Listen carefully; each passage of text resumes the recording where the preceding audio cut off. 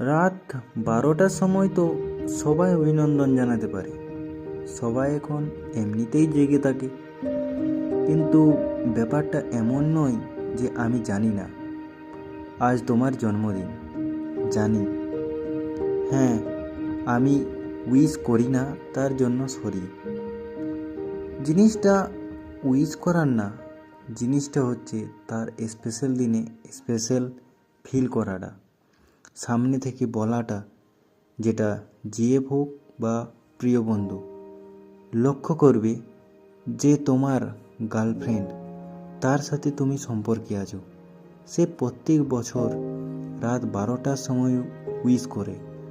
কিন্তু দেখবে সে ছেড়ে চলে গেলে তার এতটাও টাইম হবে না যে তোমায় জন্মদিনের শুভেচ্ছা জানায়, আর তুমি অপেক্ষায় থাকবে। আর অন্যদিকে তোমার বাবা মা কোনো দিন সবার প্রথমে তোমায় উইশ না করলেও দিনের শেষে তোমার হাতে রেখে দিবে সেই মায়ের স্নেহের তৈরি করা পায়েসের